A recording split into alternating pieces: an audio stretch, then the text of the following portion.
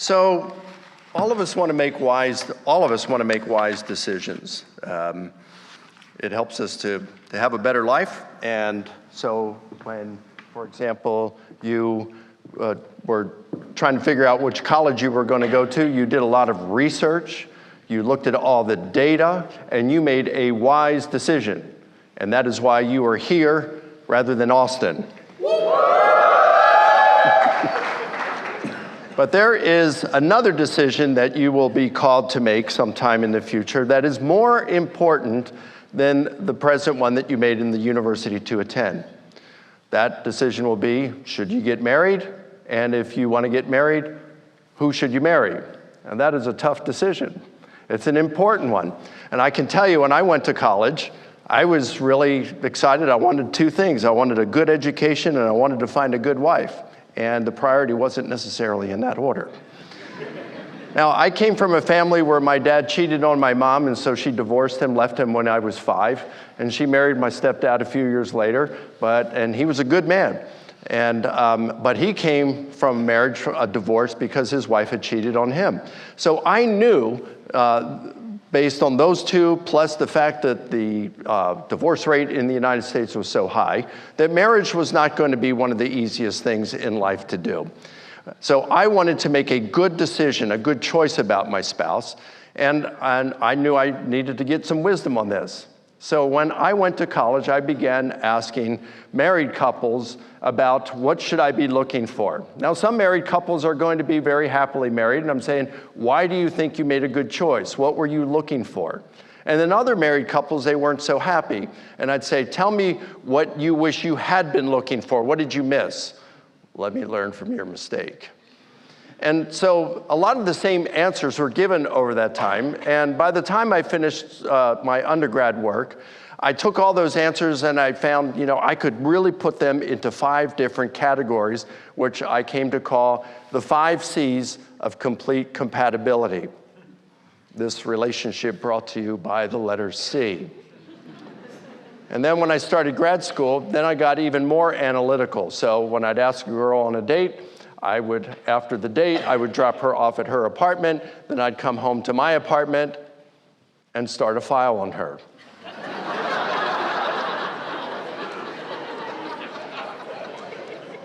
And so I had these 5 categories, and I'd list these 5 categories and how I thought we connected in each of them.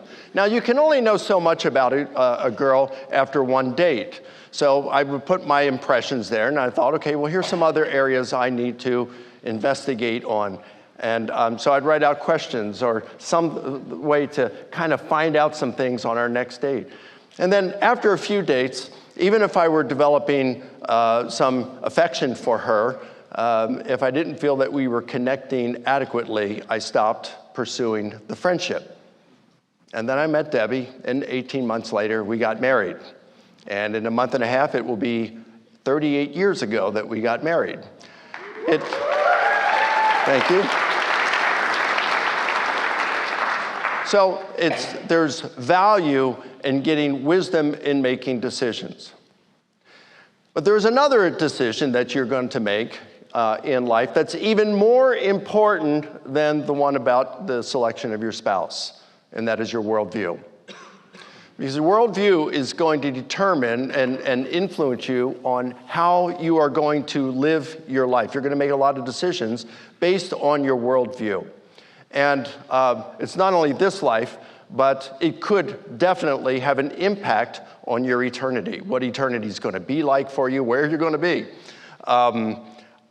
So it's really important. And I wanted to make the right decision because I figured I may only have one chance to get this right. Now, of course, if Buddhism or Hinduism is correct, I'm going to have many chances to get this right. But if Islam is correct and I'm a Christian, well, I'm in deep kimchi when I die. So I wanted to get this right. So how do you do this? So I looked, and Christianity, Jesus offered a test by which we could know that he is who he claimed. So he would do miracles, or he would confront his interlocutors. They would confront him and say, show us a sign, give us some evidence that you are who you are claiming to be. because he was making some really radical claims.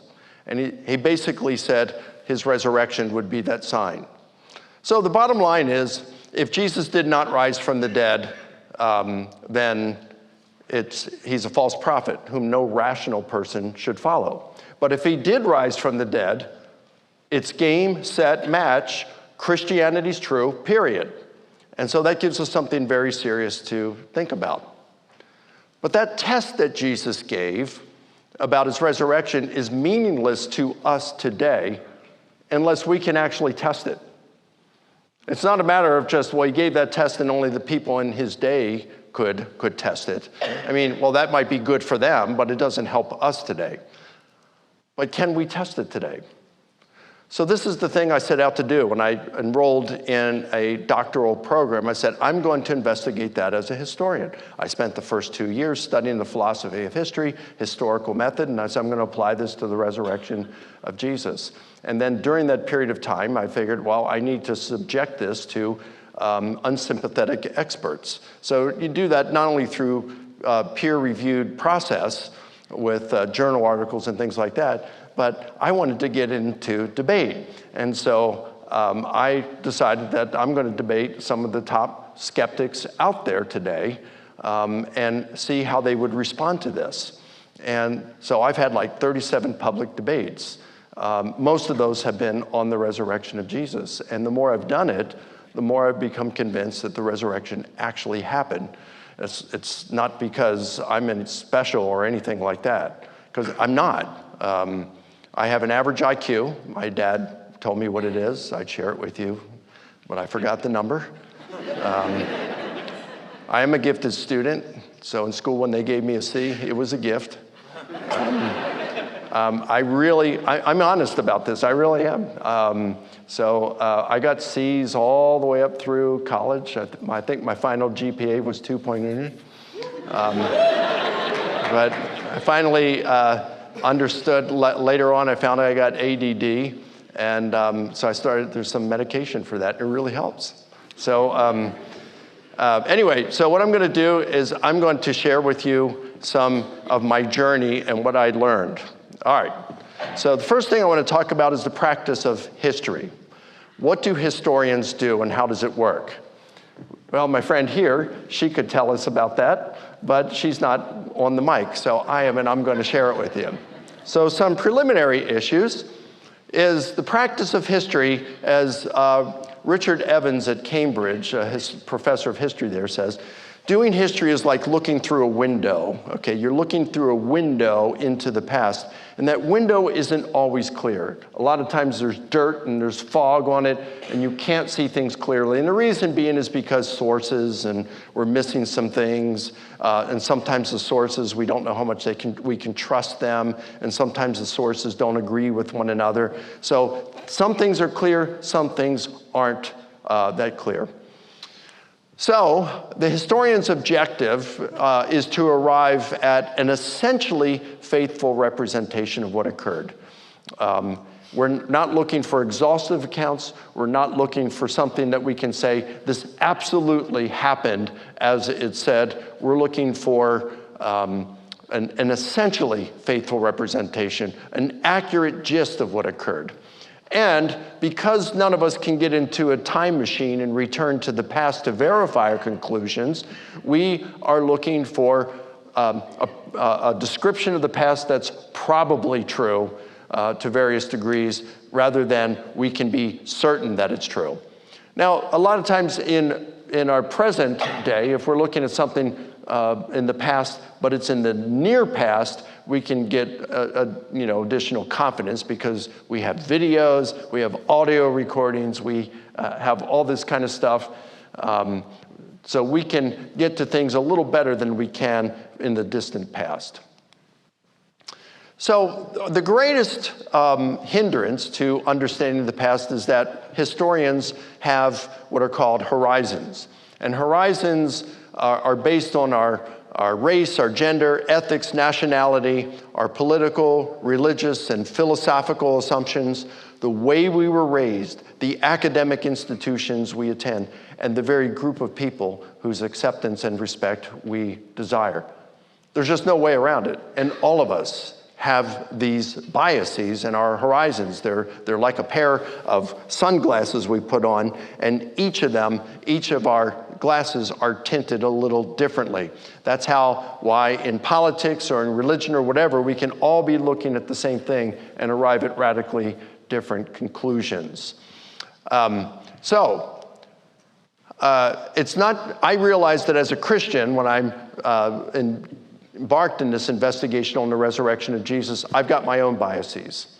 I want it to be true. I want my faith to be confirmed. And I understood at that point that I was not exempt from that, and that this bias on my part definitely had the potential to compromise the integrity of my investigation. So if I really wanted to do an investigation, I had to put some kind of a check on my horizon. It's not just a matter of recognizing that I've got this problem. I had to take steps to work through it. But it's not just the Christian who has this challenge, it's everyone. Dale Allison is one of the most elite New Testament scholars in the world. He teaches at Princeton. And here's what he writes. Some we might think of as having no theological agenda are partly motivated by an animus against traditional Christian doctrine, which is in reality just another sort of theological agenda. The trite truth is that none of us is without philosophical bias or theological interest when we sit down to study Christian origins. I remember in one of my debates with Bart Ehrman, perhaps the most influential skeptical New Testament scholar in the world, and he accused me of bias, and I said, well, of course, yeah, Bart, I'm biased, but you're biased too. And he said, well, of course I am. I said, so what's your point? We're all biased, you know. Now, I've taken 5 steps in order to manage my bias and to put it in check. What have you done?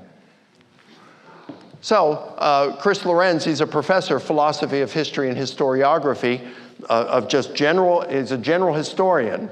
He's not in studying Jesus or religion or anything like that. He's just studying philosophy of history and history in general. And here's what he writes. A proper philosophy of history must elucidate the fact that historians present reconstructions of a past reality on the basis of factual research and discuss the adequacy of these reconstructions. At the same time, it must elucidate the fact that these discussions seldom lead to a consensus and that therefore pluralism is a basic characteristic of history as a discipline. We shouldn't be surprised then, since pluralism is that basic component of history, of even modern historical things, like you were telling us at dinner tonight, about some discrepancies in the accounts of I forgot what it was now. About Gettysburg, yeah. And even you go back even something more recent, like the burning of the Reichstag in Munich, 1933. Some say it was the communists who did it. Some say it was the Nazis who did it. Historians we don't know. Some say one, some say the other, but we can't know for sure. So pluralism is a basic characteristic of history as a discipline. We don't require consensus. So in summary, and there are preliminary issues here, all historians have biases, and a consensus of historians on a topic is often absent. Okay? Now, with that in mind, let's jump into the case for the resurrection of Jesus. Tonight, I'm going to construct a historical case for the resurrection of Jesus using 2 major building blocks: facts and method. Now, that's so simple that even those in Austin can understand. Let's start with the facts. And here, I'm going to focus on what we're going to refer to as historical bedrock. That's a term that Paula Fredrickson, she's not a Christian, she teaches at Boston University, she came up with that. I like this term because historical bedrock, she calls facts past doubting. Now, there are things that we look at, and some things are better attested than others, okay? So when we come to Jesus, his death by crucifixion is better. We've got better evidence for that than we have for his resurrection, all right? That's the way it is in history, in all of history. And so bedrock would be those that are so strong that virtually all historians would grant. They'd agree on those because the data is so compelling. So if a hypothesis cannot account for the historical bedrock, then that hypothesis needs to be revised or abandoned. So let's look at the bedrock when it comes to Jesus related to his fate. Here's a timeline. Most scholars today agree that Jesus was crucified in either April of the year 30 or April of 33. It's about 50-50. It really doesn't matter. I kind of lean toward 33, but 30 is a round number. Let's just go with that. It doesn't really matter. Then they say that the first gospel to be written was Mark, the Gospel of Mark, and Mark wrote between the years 65 and 70. Some scholars go later, some go earlier than that, but the vast majority say between the years 65 and 70. Then they say Matthew and Luke wrote between the years 70 and 85, and John somewhere between the years 90 and 95. Now again, some scholars disagree with this. I'm not saying this is correct. We just don't know for sure. Good arguments can be made, I think, for before, but we just don't know. This is where the vast majority hold today. All right? Now, I want to focus on that period between when Jesus was crucified and when the first gospel, Mark, was written. All right? Now, why is that? We'll get into that in a little, but here's the thing. If we can establish a number of this historical bedrock that occurred before the Gospels were written, then any kind of objections that one might give to the Gospels, such as, it's common for skeptics to say, we don't know who wrote them, they're biased, they contain contradictions, they were written too long after the events they purport to describe, they weren't written by eyewitnesses. I'm not saying those things are true, but those are the things skeptics will raise. But all of those are irrelevant if we can establish these things from sources that predate the Gospels. So let's look at some things. There was a guy named Paul, and there's like 13 letters attributed to Paul in the New Testament. And of those 13 letters, the vast majority of scholars today, critical scholars, will say Paul wrote at least 7 of those. And then they're split 50-50 on 2 of them. And then the remaining 4, the majority of scholars say they don't think Paul wrote those. They think maybe one of his students or someone else wrote those. All right, I'm not here to say whether he did or not. We'll just focus to make things real simple and to make other things irrelevant. I'm just going to focus on those sources that everyone agrees Paul wrote. Okay? Now, one of those letters that he wrote that everyone agrees he wrote is Paul's letter to the church in Galatia. It's called Galatians in our New Testament. And Paul in there in chapter 1 says that 3 years after his conversion, and most scholars think Paul converted to Christianity. By the way, he'd been out persecuting Christians. He was a Pharisee, a leader in the Jews in Jerusalem. And he's out persecuting Christians, and he's arresting them. He's consenting to their execution for being Christian. And then one day, according to Paul and his own letters, while he's persecuting Christians, he has an experience that he believes is an appearance of the risen Jesus to him. And that experience radically transforms his life from being a persecutor of the church to one of its most able defenders. Okay, so this is pretty interesting stuff. So anything he's writing, it's not because he was a biased Christian to think this. It was precisely the opposite. He was biased against the Christians to a point where he was arresting them and persecuting them. Now, Paul says that 3 years after his conversion, he went up to Jerusalem and he met with Peter, the lead apostle, and he also saw James, the brother of Jesus. And so we can imagine, what were they talking about? Well, of course, he's meeting with him. He's like, Pete, I wasn't with Jesus during his time. I knew some of the things he was teaching, but tell me, what was it like to be with him? Pete, I heard you walked on water. Is that true? Pete, did he really raise people from the dead and give sight to people born blind? And he's getting the whole 9 yards from Peter, who had been there. And again, he saw James, the brother of Jesus. Now, this is Paul, firsthand testimony saying this in one of his undisputed letters. Now, I know that maybe you're thinking, well, that's the Bible, we just, we can't try, I'm not a Christian, I don't believe the Bible. But I want you to step back for a moment and try to look at this as a historian. And if you can do that and you say, here's a guy persecuting the church who becomes a Christian because he says the risen Jesus appeared to him, and he's meeting with the lead Christian, Peter, the leader of the church at that point, and James, the brother of Jesus. This is huge, historically speaking.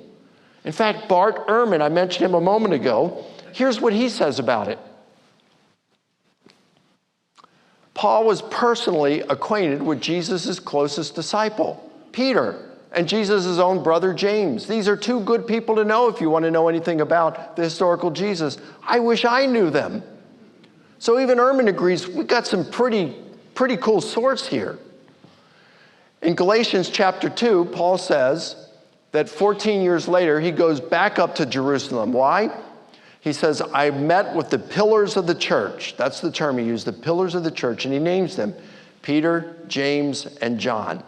So it's the second meeting with Peter and James, and now he's meeting with John, the son of Zebedee, another of Jesus' three closest disciples. So you have two of Jesus' three closest disciples and Jesus' brother he's meeting with. That's pretty amazing. Peter, James, John, and Paul. And they're talking, and Paul says the reason he wanted to run the gospel message past them that he had been preaching to make sure that he hadn't been working in vain all these years. He wanted to make sure that what he was preaching is what they were preaching. And Paul said, they added nothing to my message. They gave me the right hand of fellowship. In other words, fist bump, Paul. You're good, brother. Keep up the good work. Now, for all we know, we got to ask as historians, was Paul telling the truth? I mean, he could say he was, but was he really? Well, here we want to look at some people who knew Peter and John. And so there's some guys called the Apostolic Fathers. I don't know why they call them the Apostolic Fathers. They were church leaders who came after the apostles, but they knew the apostles. And one of these guys' name was Clement of Rome, and Clement of Rome, was probably a disciple of the Apostle Peter. And then a guy named Polycarp was probably a disciple of the Apostle John. And so we want to see what they wrote. Well, Clement places Paul on par with his mentor Peter, and he refers to Paul as the Blessed Paul. And then Polycarp says that, and I quote, Paul accurately and reliably taught the message of truth. And then he quotes from one of Paul's letters and refers to it as part of the sacred scriptures. Now, they're both writing this after Paul is dead. These aren't the kinds of things you'd write about Paul if he had been lying and teaching a gospel message different from what Peter and John were. It's precisely the kind of things we would expect if Paul had been telling the truth. I could give you some more information on this, but that should be sufficient, that when we are hearing Paul on the gospel message, we're likewise hearing the voice of the Jerusalem apostles. Now, wouldn't it be cool if we found a lost letter of Paul?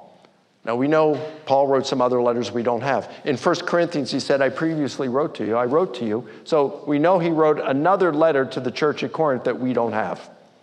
In Colossians, he says, read my letter that I wrote to the church of Laodicea. What?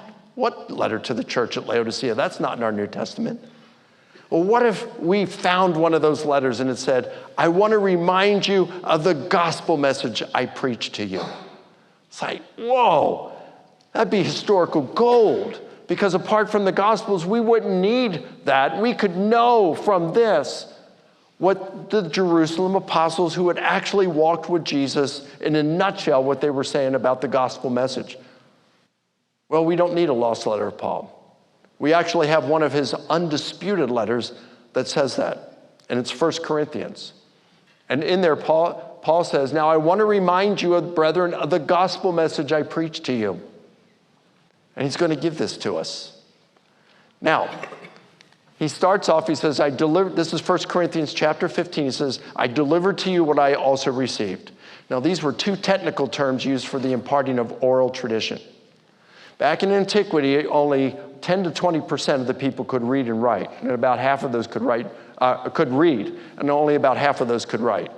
So the way people learned was through oral tradition, oral storytelling.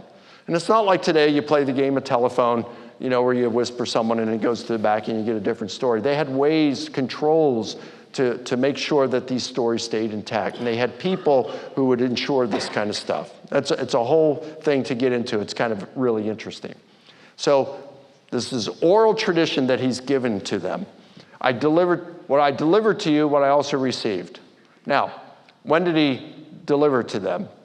Most scholars agree that Paul wrote 1 Corinthians somewhere between the years 52 and 57. So he delivered it to them when he established the church in Corinth, the First Baptist Church of Corinth. And most scholars believe that he did that in the year 51. So he delivered it to them in 51, what he received beforehand. No later than the year 50, of course, and probably even before then. We don't know when. He doesn't tell us. And there's there's numerous opportunities he could have received it. He could have received it immediately upon his conversion. He could have received it when he went to see Peter 3 years later, or 14 years, or in between and afterward. He was with apostles doing like Silas and Barnabas on their missionary journeys. He could have received it during any of that time, but he's getting it from one of the other apostles from Jerusalem. So here's what this oral tradition says that goes back to the Jerusalem apostles. Christ died for our sins according to the scriptures, and that he was buried, and that he was raised on the third day according to the scriptures, and that he appeared. Notice it's long, short, long, short. That was there to assist in memorizing. And then he's got the death, burial, resurrection, and appearances of Jesus. And then he provides a list. To Peter, to the 12, to more than 500 at one time. And Paul adds, most of these people are still alive, although some have died. Then he appeared to James and to all the apostles. And then Paul adds his own name to the list. Notice you got 3 individual appearances, and notice who they are. Peter and James, whom he met with twice, so he gets it from them. And Paul, his own eyewitness testimony. And then you got 3 group appearances. Those are important. We'll get to those in a moment. And then Paul says, whether I or they, that is the other apostles, this is what we preached and this is what you believe. So we know from Paul in this oral tradition, we can know with certainty, something that historians don't often get, but we can know with certainty that the disciples of Jesus, those who had walked with him, were out preaching that he had risen from the dead and had appeared to them. That's pretty cool stuff. But we can go further. We've got numerous reports from antiquity that these disciples were willing to suffer intense persecution and even willing to die for their gospel proclamation. Now, some of those reports are kind of unbelievable, to be honest with you. They come later, and we know from other reports from Jewish martyrs that there was a tendency at times to be able to amplify or embellish those accounts, to glorify the martyr, or to maybe give confidence to others who may be put in a similar situation. But the early reports are usually unadorned. So we've got 5 reports from the 1st century alone that talks about how these disciples were persecuted and how some even endured martyrdom. So why is that important? Let me go back to that. Why is that important? This doesn't prove that what the disciples were claiming is true, but it strongly suggests that they believed what they were proclaiming is true. It's like even Muslim jihadis who die in jihad. They do it because they believe they believe Islam is true. Even Christians who die at the hands of these jihadis by being beheaded, they're dying as martyrs for what they believe to be true. But with the Muslim, it's like, for all we know, what we believe could be false. It's possible, it's false. We don't know for sure, we're believing it by faith. But you wouldn't accuse the Christian martyr or the Muslim martyr of, well, they know what they believe, what they're saying is false. It's like You don't walk into Al-Qaeda and say, hey, what do you want me to do? Oh, go strap a bomb on your back and go blow up these people. Let's see, Muhammad was a false prophet, the Quran is not from God, and if I kill all these people, innocent people, I'll go to hell. Sign me up. That's not what's going on. They really believe it's true. The disciples, willing to suffer and die, show that not only were they proclaiming Jesus rose and from the dead and appeared to them, they truly believed it. And there is a difference between Christians and Muslims who die today for what they believe in the disciples. We may endure persecution and die for what we believe is true, but we can only say we believe it. They were dying for what they knew was true or knew was false. Liars make poor martyrs. The disciples were not only proclaiming he rose from the dead, they actually believed it. So immediately we can rule out that they were lying. Okay? What do they mean by resurrection? Well, let me show you just a couple things. In 1 Corinthians, Paul says, now Christ has been raised from the dead, the first fruits of those who are asleep. To be asleep was a euphemism then to say you're dead. It's like today we say he passed away rather than saying he croaked. Back then you say he fell asleep and went to be with his forefathers. The first fruits, what that means, you had the Jews and the Christians, they believed in what's called the general resurrection. On the day God comes to judge the world, all the dead are going to be raised, they're going to be judged, some will go into damnation, some will go to eternal life. Okay, so that's the general resurrection. What Paul is saying here is Christ is the first to be raised in the general resurrection with an immortal body. When are the rest going to be raised? My parents are both dead. They both were followers of Jesus. When are they going to be raised?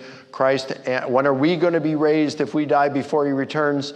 Paul answers that 3 verses later. Each in his own order, Christ the first fruits, then those who belong to Christ at his coming will be raised when Jesus returns. All right. Now, with that in mind, see what Paul, so the thing here is we're going to be raised as Christ was raised. He's the first fruits, we're coming later.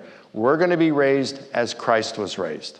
So now look what Paul says in Romans, and this is another of Paul's undisputed letters. He says, he who raised Christ from the dead will also give life to your mortal bodies. He raised Christ's mortal body, he will raise our mortal body. So resurrection was a physical bodily event. In Romans 8:23, just a few verses after that previous verse, he says, when Christ returns, we will experience the redemption of our bodies. So it's a physical thing. Another thing, the apostles meant for Jesus' resurrection to be understood as a historical event. It has been common for skeptical scholars over the years to say, well, it was just a metaphor. It's just, resurrection was a metaphor to say Jesus' teachings still live on. But that doesn't really work. Paul makes the statement in 1 Corinthians 15. He says, look, if the dead are not raised, then Christ was not raised. And if Christ was not raised, your faith is worthless. You are still in your sins, then also those who have died in Christ have perished. And then he goes on, he says, look, if I fought wild beasts in Ephesus with no more than human hopes, what have I gained? If the dead are not raised, let's eat and drink, for tomorrow we die. Get all the ice cream you want. Take weed, cheat on your test. Get all the sex you want. Do whatever you want now. Live for today because there's no tomorrow, Paul says, if Christ was not raised. So remember, he's undergoing all kinds of persecution. A few verses earlier, he says that he's under the threat of death on a daily basis for preaching the gospel. Why do that if Christ was not raised and this life is all there is? So his argument is, if Christ was not raised, we're not going to be raised. If we're not going to be raised, the Christian life is not worth living. But Christ was raised, therefore we will be raised, therefore the Christian life is worth living. And that argument makes no sense if they meant by the resurrection it was just a metaphor. So our 6 facts: Jesus died by crucifixion. A number of his disciples had experiences they interpreted as the risen Jesus appearing to them. They claimed the risen Jesus appeared to groups. Paul had an experience he interpreted as an appearance of the risen Jesus to him. The apostles believed Jesus was raised bodily, physically from the dead, and the apostles believed the resurrection of Jesus was a historical event. These are pretty much undisputed by scholars today, these 6 facts. So what do we do with these? This brings to the second major building block. What we could rule out, it wasn't a legend that developed over time, because it can go back to the eyewitnesses. They weren't lying, they really believed it. They understood it as bodily, physical, and it was not a metaphor. So that brings us to method now. And this is really short. I could spend a whole lot of time with this, but I'm going to make it really short. All right, so you got the tools of the trade that historians use. And one of those would be explanatory scope. So think of a jigsaw puzzle. And I want you to think of each of the jigsaw puzzle pieces as a historical fact. So what historians do is they try to take these puzzle pieces and form a puzzle solution that you're able to use all the puzzle pieces. If you can come up with a hypothesis and you can include all of the known facts, then that puzzle, that solution, that hypothesis has a much better chance of being correct than if you have to leave some of those facts orphaned because your hypothesis cannot account for those. So, with that in mind, let's look at the resurrection hypothesis. Does it account for Jesus' death by crucifixion? Sure. Does it account for the appearances to the apostles? Or let's say this, they had experiences they perceived or interpreted as appearances of the risen Jesus to them. Absolutely. What about their claims that he had appeared to them in groups? Yep. What about a skeptic, a persecutor of the church, Paul, converting to Christianity because he believed Jesus rose and appeared to him? Yep. Would it account for why they perceived this as a physical resurrection? Yep. And why they thought it actually occurred? Of course. So we can see the resurrection hypothesis does a beautiful job of explaining the historical bedrock. Now let's look at one other hypothesis. There's a number of others, but I'm only going to take the one that is the most popular one held by skeptical scholars today. And that is the hallucination hypothesis. Now the hallucination hypothesis, we have to acknowledge, it sounds plausible. I mean, multiple studies by professionals have been done on hallucinations for more than a century. And they have found that about 50% of those grieving the loss of a loved one experience a hallucination of some sort. But there's all kinds of hallucinations. Visual hallucination, auditory hallucination, olfactory, gustatory hallucination, a hallucination where you feel a sense of motion, like we've all had an experience where we're dreaming and we have this dream, we're falling and we wake up. That is called a kinesthetic hallucination, sense of motion. Or remember when you got your first cell phone and you came into a meeting like this and you put it on vibrate and stuck it in your pocket, and in the middle you thought you felt it and you pulled it out and nobody loves me. That is called a tactile hallucination, a sense of feel.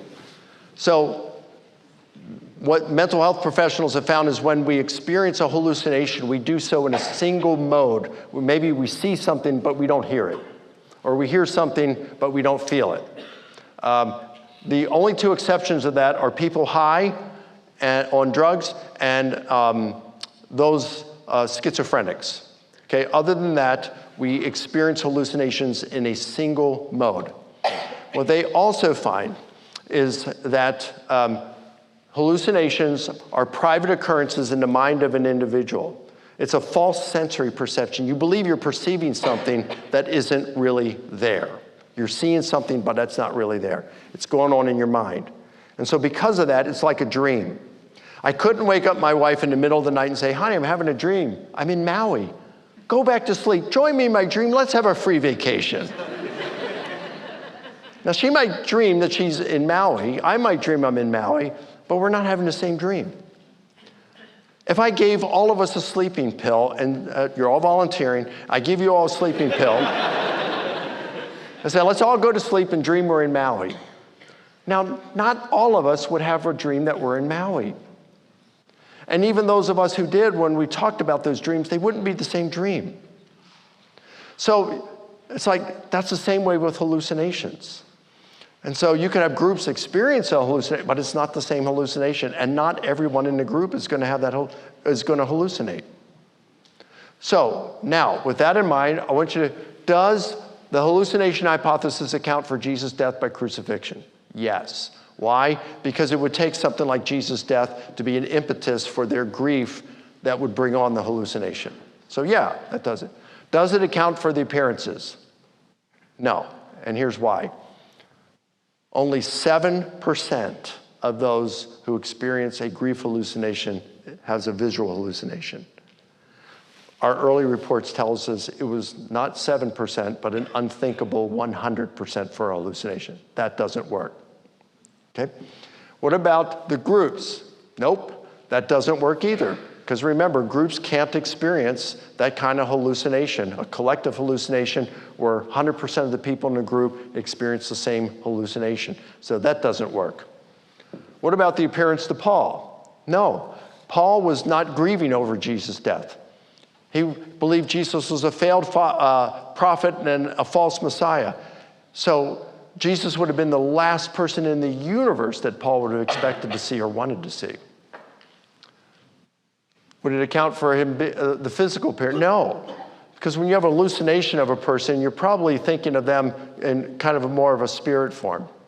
When my mom died in 2013, my dad died the next year, but before he died, he called me and he said that he saw my mom. He woke up in the middle of the night and he saw my mom in a chair. She was kind of glowing and was in the bedroom. He was experiencing what I think would be a visual hallucination, okay?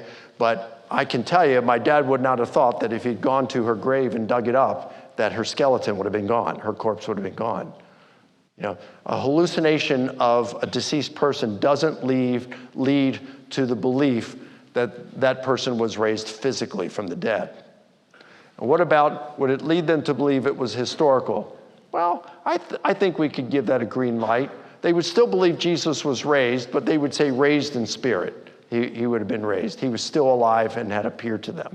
So, but even being generous with that, you can look at that and say, when you compare the hallucination hypothesis with the resurrection hypothesis is the clear winner. And folks, that's the #1 alternative hypothesis offered by non-believing scholars. That's the leading one, and that's how it compares to the resurrection hypothesis. So the bottom line is you got the resurrection hypothesis is by far the best explanation of the historical facts, the historical bedrock. When you do the same kind of exercise with other hypotheses, whatever they are, the resurrection comes out on top every time. So just from the historical bedrock, we've eliminated hallucination, metaphor, lies, legend, and I think there was one other, but I forgot what it was. So, but you can see it's pretty good. So I hope that encourages you. And what I think is pretty cool about this is when you look at this, yes, we still have to have faith.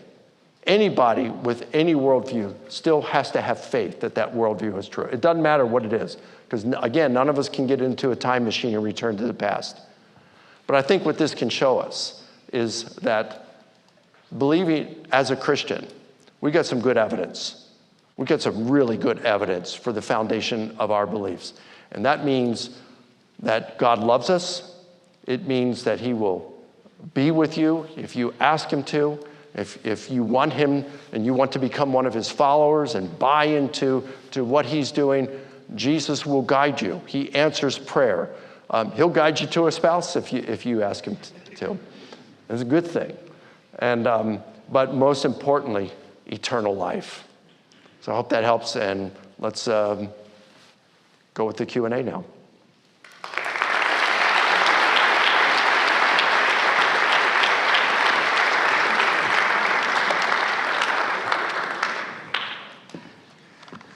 Thank you so much, Dr. Licona, for that thoughtful presentation. Now we're going to move into the second part of tonight's discussion, and that is a question and response period with a panel of students from Texas A&M. We hope that tonight's questions will represent those held by the general student body here at Texas A&M. The 4 students that I'm about to call up onto the stage have been meeting and talking amongst themselves and with their peers to try and come up with the most relevant and compelling questions that they could think of.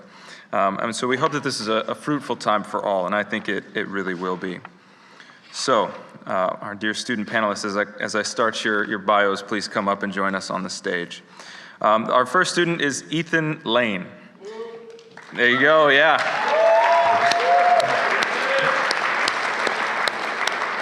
Ethan Lane is part of the class of 25. A native of Wichita Falls, Texas. All right, he is the executive officer of Company S1 within the Corps of Cadets, and he is also a dive master with Texas A&M Scuba, if anyone's interested. He has 2 or 3 very devoted friends. Our next student to come up is Lauren Tam.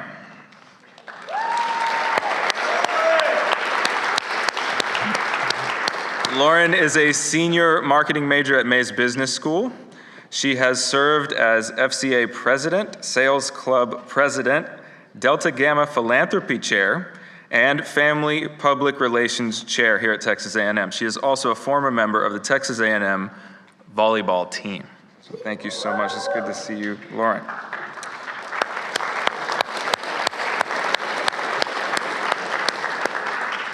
Next is Maria Karyampuza. She is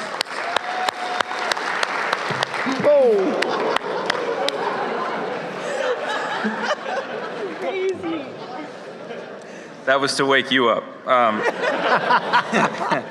She is a junior business honors major and supply chain management student here at Texas A&M, and she is from Tyler, Texas. At Texas A&M, she has served as director of philanthropy for her sorority Delta Gamma, and currently serves as a maroon coat for the Texas A&M Foundation. Last but not least is Jake Carter.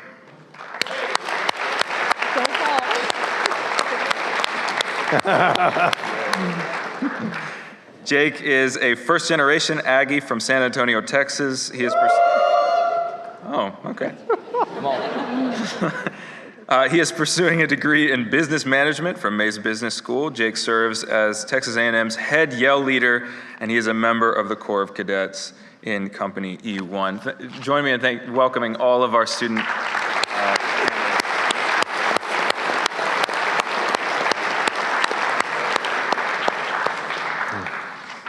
Okay, so what we're going to do is cycle through our students and allow them to ask questions and have Dr. Licona answer in turn. Jake, why don't you get us started? Awesome. Well, thank you. On behalf of myself and the rest of the students here, this is definitely a very cool opportunity for all of us, so thank you for taking the time to come this evening. My first question to you is that you argue that historians can assess miraculous events like the resurrection using the same methods applied to any other historical event. How do you respond to critics who say that using a historical method to investigate supernatural claims is problematic because of inherent differences between natural and supernatural events? Yeah, good question. Ehrman raises that quite a bit. So I would say to that, I think we can, if the evidence is good enough, we can arrive at a conclusion that an event occurred. But if it's a miraculous event, historians do not have the tools to be able to ascertain the cause of that. So an example I like to give is, let's say astronomers know that we recently heard that there's a 3% chance that an asteroid may collide on Earth, right? But let's say that they know that there's a comet that is going to collide on the moon, with the moon on a certain day. And so when that day comes, you've got the space telescopes that are zeroed in on it and some planetariums, and at the appointed time, it's like, bam, it slams into the moon's surface. And as the lunar dust settles, there's a message written on the moon's surface, and it says, Jesus is Lord. And it's written in Hebrew and in Greek. Now, a good scientist would say, wow, that's an extraordinary event. I have no explanation how that, natural explanation, how that would happen. It would seem to require a divine cause. But as a scientist, I don't have the tools to be able to detect a divine cause. So all I can do as a scientist is I can affirm the occurrence of this event, but I'm going to have to leave the cause of the event undetermined. Now, what a poor scientist would do is the poor scientist would say, wow, that's an extraordinary event. I have no natural explanation as a scientist on how that could have happened. It would seem to require divine causation, but I don't have the tools as a scientist to be able to detect the God. Therefore, I'm not even going to affirm that the comet slammed into the moon's surface. Now, we would say, that's ridiculous, but that's exactly what historians who are refusing to investigate miracle claims, that's the approach they're taking. So I think that the reasonable historian can look at an event like the resurrection, could conclude based on the data, which I think is quite strong, that the resurrection occurred. But then as a historian, you would have to leave the cause of the event undetermined. Now, that's not to say that the historian couldn't say, well, yeah, I realize that even though I don't have the tools, God does seem to be the best candidate for it. But professionally, you'd have to leave the cause undetermined. So that's how I would deal with that. Thank you. Okay, next question. The proof for the resurrection hinges entirely on the eyewitness testimonies. It has frequently been observed that otherwise competent eyewitnesses to events have lied or made mistakes about what they have seen or experienced. In modern times, there has never been a case of a human rising from the dead. Why is it more likely that the resurrection occurred than the eyewitness testimony was mistaken? Oh, that's good. That's good. That's like a warmed over argument from David Hume and what I call the balancing argument. So the balancing argument David Hume argued in the 18th century was, okay, human testimony is often reliable, and we know that, but it's not always reliable. Just like you said, it is very often it's unreliable. But on the other side, you have natural law, and natural law would seem to state that when a person dies, they're going to remain dead. They're never coming back to life, period, right? So and Hume went on to say, we observe this with the exceptionless regularity here. Exceptionless regularity, we observe, person died, they stay dead. Over here, we know that some eyewitness testimony is good, a lot of it's good, most of it is good, but some of it isn't. So, but on balance, boom, the exceptionalist regularity with which a person dies and stays dead is going to trump the eyewitness testimony, which sometimes is unreliable. The problem with the balancing argument is the way Hume stated it. And that is, we observe with an exceptionalist regularity that when a person dies, they stay dead. They are never coming back to life by natural causes. That's what Hume doesn't put in there, by natural causes. But that doesn't mean that the laws of nature, that someone couldn't come back by a supernatural cause, okay? Now you say, oh, Mike, that's, that's a fallacy right there. You're trying to make an exception out of something that really shouldn't be an exception. But I don't think so. Let's say that you want to see if someone can walk on water, all right? And we start off and say, well, nobody can walk on water. And so all the countries of the world, they decide that they're going to run through and get everybody living in that country to test to see if they can walk on water. They got to do it on a swimming pool, a lake, a pond, an ocean, a river, whatever. And they do it, and there's a government official there, and nobody can do it. And finally, there's one guy, it's a 4-year-old boy. And you say, okay, it's your turn, you're the last one. Well, I can't do it. 7 billion people haven't been able to do it. Well, no, you can do it. Well, how you can do it? Well, give me your hands. Okay? And hold him, and I hold him over the swimming pool, and I walk along the swimming pool, and he walks on water. So 7 billion people unable to walk on water doesn't mean he couldn't. Well, Mike, you cheated. Well, no, I didn't. If it was, you have to walk on water unassisted, well, that's one thing. But you didn't say unassisted. If you could walk on water, that changes everything. The fact that there's an external agent who helped.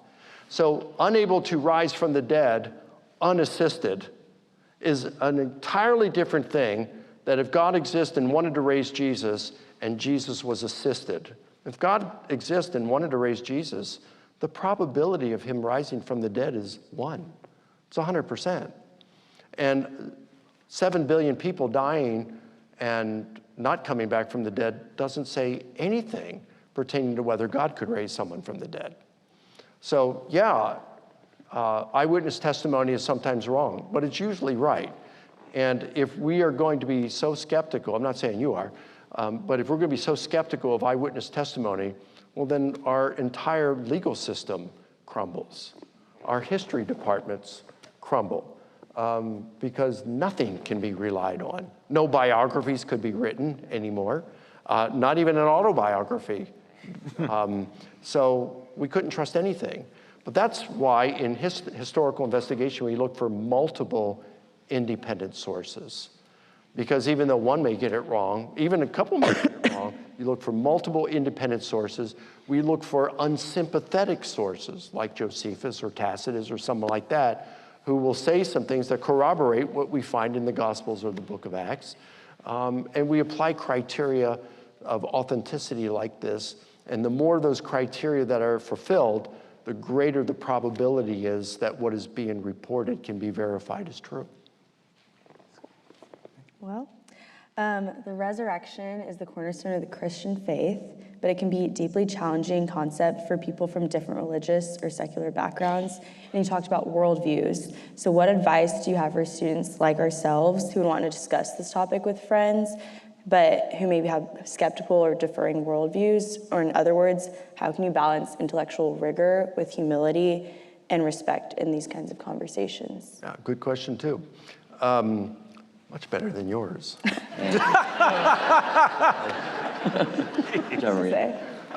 Rock on. So you've got Peter in 1 Peter 3:15. He says, set apart Christ as Lord in your hearts, always being ready to make a defense for anyone who asks you to give an account of the hope that is in you, yet with gentleness and respect. So I think in all of our conversations with others, we just have to show them love and respect. And I think that can go a long way. The reason that I've been able to remain friends with a lot of those that I've debated with, I mean, Ermin and I are friends. We disagree on so much. He's an atheist, I'm a Christian. He, politically speaking, he's progressive. I'm a conservative. Make America great again, And so it's like we couldn't disagree on more, but we are friends, even though he's wrong. But Bart knows that I love him. Bart knows that I respect him. Bart knows that I don't talk bad about him behind his back. And so no, I'd say this. I say the same thing to him. Everything I said to you, I'd say right to his face and have said to his face with a smile. But he knows I care for him. And so I can say those things. And he has said in print and that he often wakes up at night in fear of hell. And I've told him you should fear it because you need to change or else that's going to be a reality. But I can speak truth to him like that because he knows I care. I'm not trying to win an argument for him. I'm not trying to win him to the Lord and put a notch on my belt. I truly care for him. And because he knows that, I can speak frankly to him. And it's not just Bart. I can talk to Larry Shapiro. Same thing. He's a Jewish atheist philosophy professor at the University of Wisconsin. I have an even better friendship with him than I do with Ermin. And so that's how I would suggest if we're going to when we interact with non-believers, you've heard it, people don't care how much you know until they know how much you care. And it's true. Thank you. Earlier in your slides, you kind of talked about the church fathers that are not strictly biblical. Yeah. I was wondering if you could kind of give a better in-depth understanding of what people like Polycarp, Ignatius of Antioch, and kind of Clement of Rome were talking about at the time. What they talked about? Yeah, what they talked about in relation to the resurrection of Jesus. Oh, okay, in relation to the resurrection of Jesus. Well, Ignatius of Antioch, so he's on his way to being executed in Rome, and he writes several letters along the way. And I think it's his letter to the Magnesians. He says, the virgin birth truly occurred. And then a couple chapters later, he says, the resurrection of Jesus truly occurred. So that's what he says about it. Clement of Rome says that, I think it's in 1 Clement, I think it's chapter 42, he says that the disciples were greatly encouraged when they saw that Jesus was raised from the dead. And Polycarp, I'm pretty sure he says something about the resurrection, but I don't remember right off what it is. Okay. Yeah. Awesome. Those are some good questions. Hopefully this next one's better for me. Okay. My question is, what is the theological and historical significance for the account in Matthew 27 when it says, the tombs broke open and the bodies of many saints who had fallen asleep were raised? And why do you think that this event is uniquely mentioned only in Matthew's gospel? Good question. Much better than your first one. Come on. So this is something that biblical New Testament historians debate on, and there's no wide agreement on this. A number of evangelicals, I published on this in my large book on the resurrection, okay? And a number of, I'm an evangelical, a number of my evangelical brothers and sisters took issue with my view on it. Now, here's what I think is going on. As I read the other ancient literature, like Josephus, a Jewish historian, he talked about when the temple was getting ready to be destroyed, that a number of portents appeared, like omens happened. Like he said, there was, at midnight, there was a light that shone down on the temple that was brighter than midday. He says, a cow gave birth to a lamb. He says that there was an eclipse of the sun, there was a comet, that fighting was seen in the heavens, that the doors to the temple, which took 20 men to opened by themselves. Okay. Now, it's interesting to note that when Julius Caesar died, there were I think there were 7 ancient writers that talked about that. And they talked about an eclipse of the sun, a comet. They talk about fighting seen in the heavens. Virgil, who was a poet, he adds a bunch of new ones. He says that black intestines were seen outside of cattle, that streams stopped flowing, that pale phantoms were seen walking around at dusk. Then when Caesar went into Egypt, Cassius Dio reports that fighting was in the heavens, there was a comet, an eclipse of the sun, that the gates to the temple of Jupiter, which took many men to open by itself. So you start to see this pattern that is taking place. And I think what was going on was they were saying, like we would today, well, you guys weren't even born at that time, but 9/11, those of us who were around, we'd say that was an earth-shaking event. But we don't believe that there was an earthquake felt around the world. That's just a way of speaking poetically, you could say, to talk about the enormity of the impact of that event. Personally, I think that's something similar to that is going on with Matthew. You got darkness, the pale phantoms walking around at dusk. Well, Jesus is crucified he dies around 3 p.m. So you're getting around that time, and so the graves are opened. Many saints, they didn't come out until after Jesus was raised. So then you got to be asking, what were they doing in the meantime? If you'd been there and you were there in that graveyard, would you have seen people pacing back and forth in the graves? They come out after Jesus was raised. They walk into the city and appeared to others. Now they're homeless. They're raised in the same kind of bodies that they died in, mortal bodies. Because remember, Paul says Christ is the first fruits, and everybody else is going to be raised in their resurrection body when Jesus returns. So they're going to be raised like Lazarus. So, in the same kind of mortal body, only to die again. So now they haven't eaten anything or drank anything for at least 36 hours. They're thirsty, they're hungry, they're homeless. They got some really cool near-death experiences they could talk about, but we really don't even hear about them. In fact, others that do report the darkness or the temple veil splitting, interesting, they don't report the raised saints walking around. And in fact, the early church father Origen says that these saints, they went to heaven and appeared in the holy city there, heavenly holy city, not down here, which would seem to suggest there were no testimonies of people who saw them down here. So I think there's the theological difficulty of thinking of these people as historical, because if they're raised in the mortal body, then you got the difficulties I just talked about. If they're raised in a resurrection body, then you got the theological difficulty that they were raised before Christ, right? And Paul says Christ was the first fruits. So I think it's more likely that what you're looking at here is Matthew is doing the same thing that Josephus did, that Peter did at Pentecost, when he says, oh, you're speaking in tongues, you think we're filled with new wine? No, this is what Joel the prophet said when he said, young men will have visions, old men will have dreams, the Spirit of the Lord will come, and whoever calls on the name of the Lord will be saved. You go back to that passage, it talks about the sun going dark and the stars falling out of the skies too. So I think this is like portents, this is poetic language that's meant to emphasize, you have just killed the Son of God. And I think a lot of people in the first century would have recognized that. Cool.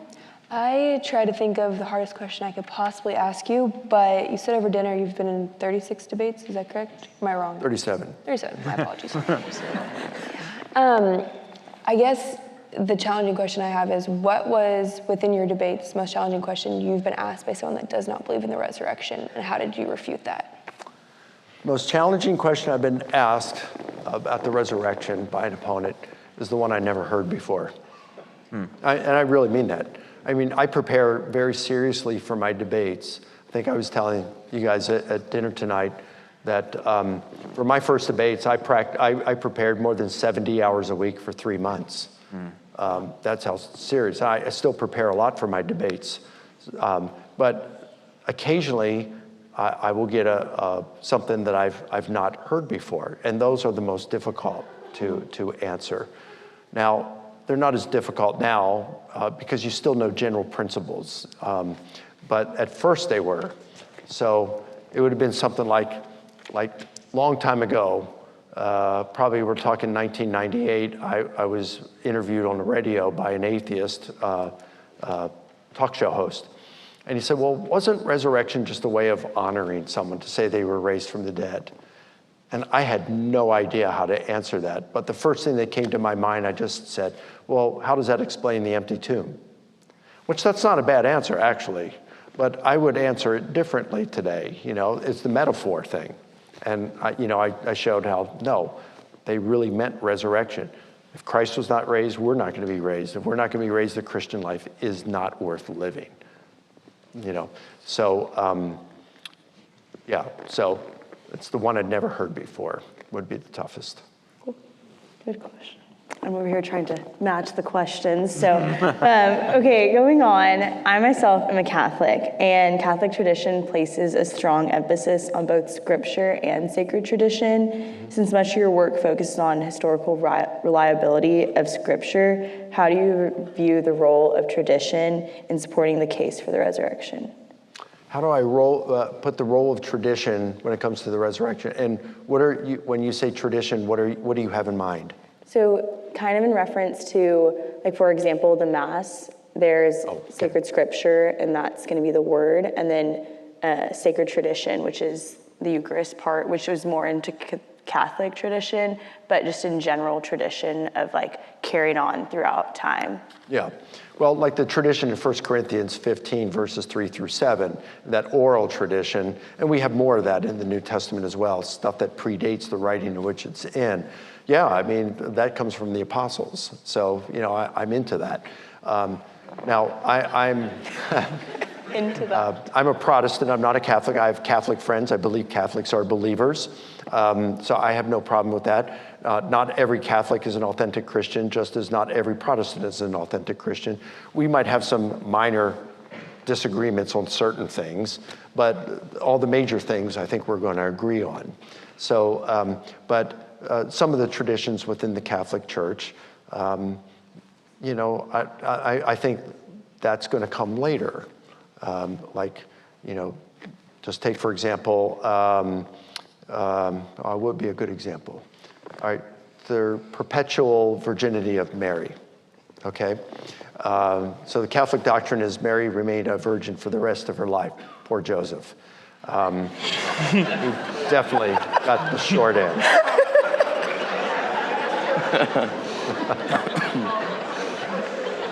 The reason we don't hear about him in the Gospels anymore is because he killed himself. What do you mean? What do you mean? This is really funny. I wouldn't go with that because it's like, it says in the Gospels that, okay, when he said, take Mary, the angel Gabriel said, take Mary to be your wife, then he took her, they got married, and he says he did not know her until they were married. And I think that preposition, until, is telling to me. He didn't have sexual relations with her until. So there'd be some things with the Catholic tradition that I wouldn't agree with as a historian.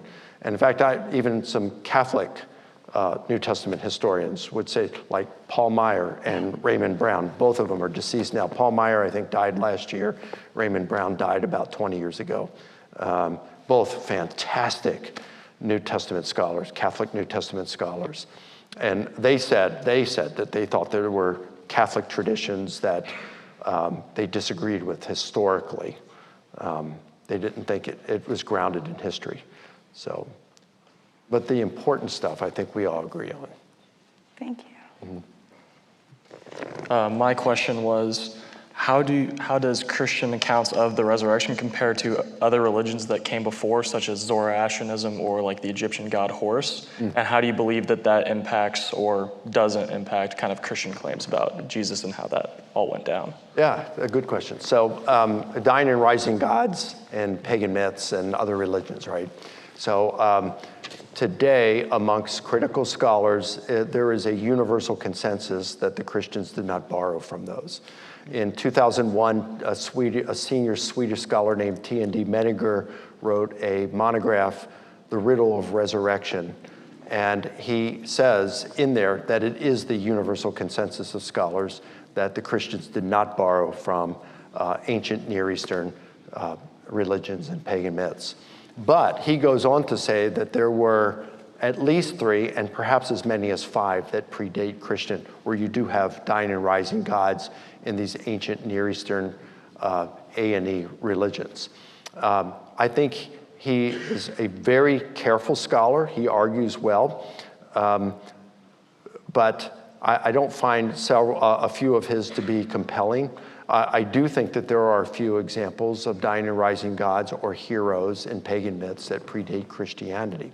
But there are a number of reasons for saying, for even thinking, for rejecting those, the historicity of those for one thing, but even more important, for thinking the Christians did not borrow from those. Let me just give you maybe 3 reasons. So number 1, think of who the earliest Christians were. They were pious Jews who were committed to even the minutia of the Jewish law. So they debated over issues. We see this in Paul's letters and the book of Acts. They debated over whether Christians could eat meat that had been sacrificed to idols.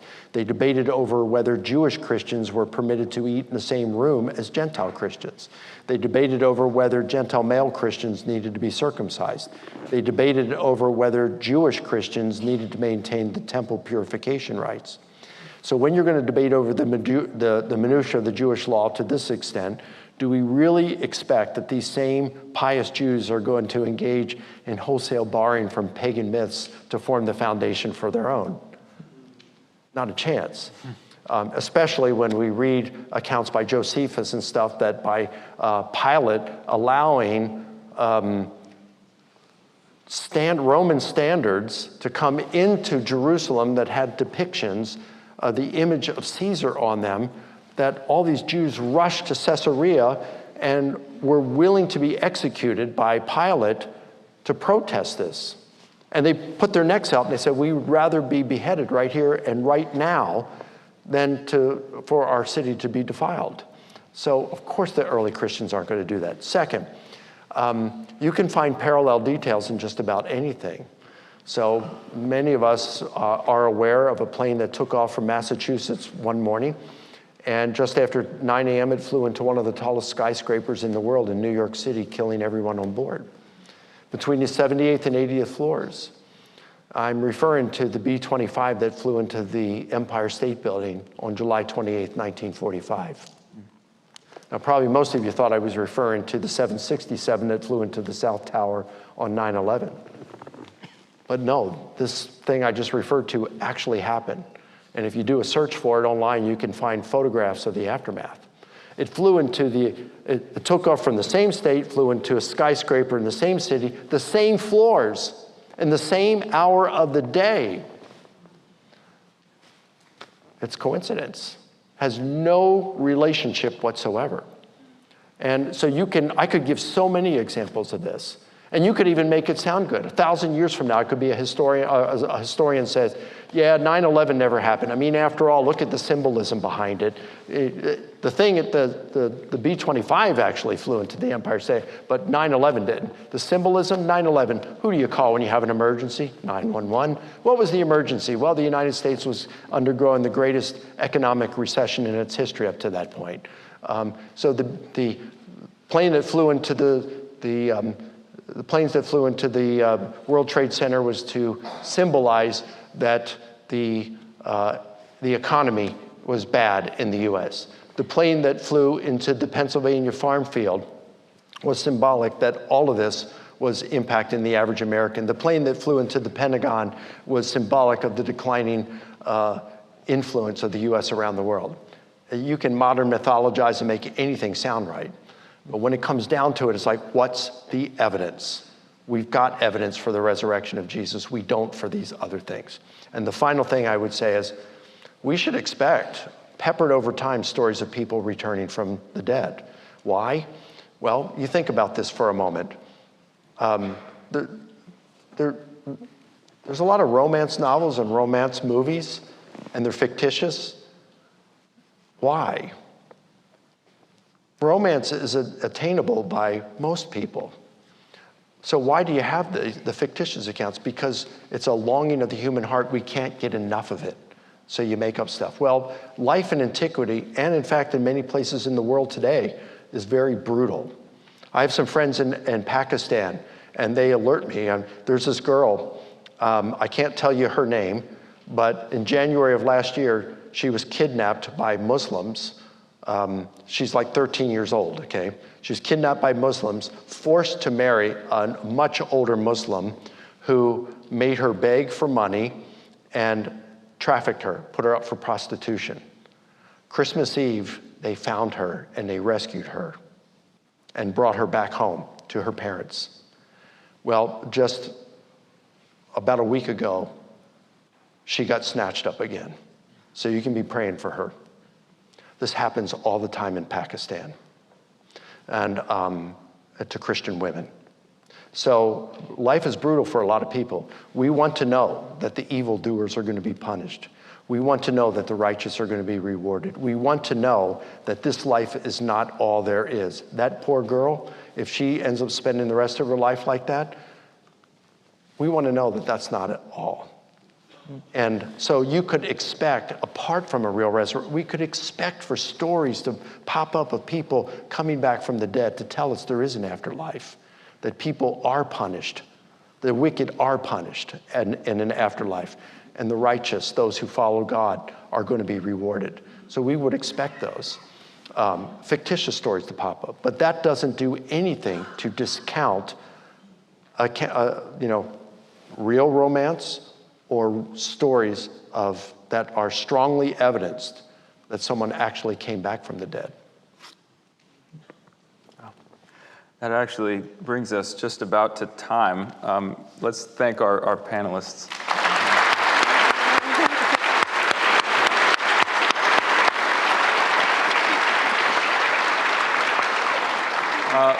My friends, before you go, I just want to thank you, and I'd like to say some thank yous. Putting on an event like this takes a village, and we're so grateful to our co-sponsors, Ratio Christi and the Christian Faculty Network, for their support and time. We're also grateful to you guys, to Dr. Licona, to Jake, to Lauren, to Maria, and to Ethan for sharing your time, insight, questions, and wisdom with us this evening. Thank you so, so much. Finally, we hope that this is only the beginning of a broader conversation. We would like tonight to be to stoke conversation, and we hope that conversation will continue as you leave here and as you walk back with your friends and meet with your social circles and things like that. I do want to say that our panelists will be here and down here available to talk to and shake their hand and mingle with them after we adjourn. And yes, great. So yes, thank you. And we will hopefully see you again next year at the Veritas Forum. Let's thank our panelists one more time.